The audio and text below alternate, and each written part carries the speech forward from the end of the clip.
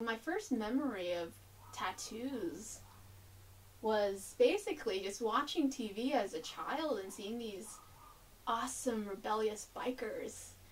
So I was always into tattoos. I mean, I knew at a very young age that I wanted to be heavily tattooed. I think by the age of 8, I just said, Quinn, when you grow up, you're just going to have sleeves. And yeah, so by 16, I think that was an old enough age for me to like get my first tattoo. And then for my birthday, I just asked my mom, hey mom, could I get a tattoo? And thank God. I mean, she was cool about it. She said yes. And so me and my friends thought, okay, let's just put together a tattoo machine out of household items, and we went at it, and I got a very bad band of flames on my left arm, and that was good for about 4 days until the scab came off and the whole thing came off, and I'm really glad about that because it was a pretty horrendous tattoo. But that's basically my first tattoo story.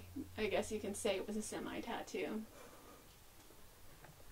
But yeah, so I do like to design my own tattoos, and of course tattoo my own tattoos.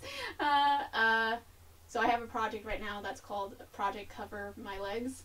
And so basically all of my legs are my own design work. I've done you know, stuff on my left arm and not my right, obviously because I'm a righty. And I've even done stuff, where else? Well, different places that I can't mention, but just any place that I can reach. I love tattoos, obviously, and I do want my body covered. I think all artwork is a representative of its time, so tattoos definitely throughout the times represents its time period and what's happening in the world politically and culturally. And today, and back in the day, it was just women who got tattoos were in sideshows, and you know, they were circus freaks, and so they were heavily tattooed, and that's all like the purpose was. And then it gradually changed, and you know, I think tattoos were used politically later on throughout the decades, and today it's still like a vehicle for self-expression.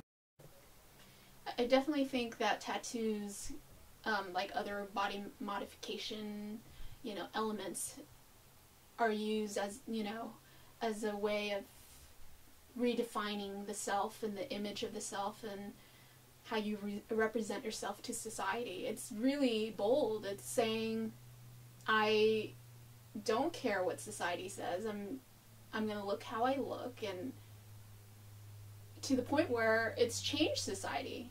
I mean, these people who started out doing it because they were bold enough to be different, I mean, it really has had an effect on society. Now it's mainstream, it's in the fashion, and so yeah, no, it's definitely a way to tell people where you're coming from and what you want to say.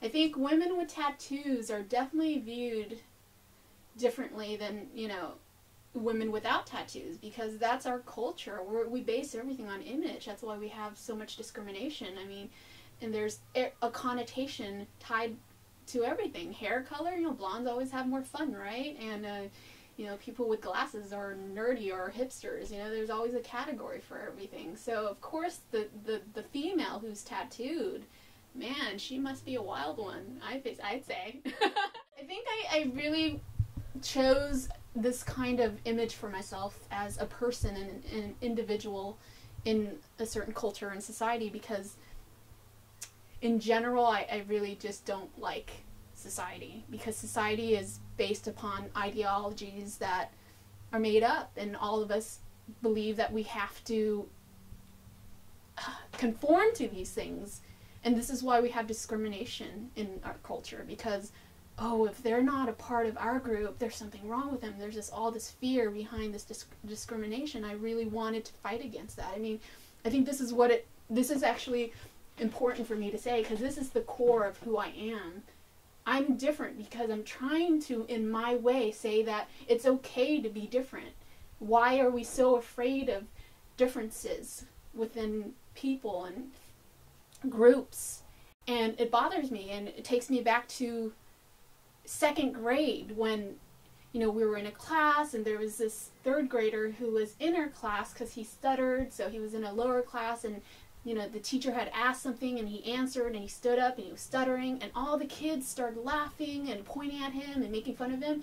And I just couldn't believe it. Even at such a young age, I was like, what is wrong with these people? So I stood up and I go, don't make fun of him. What's wrong with you guys? Leave him alone.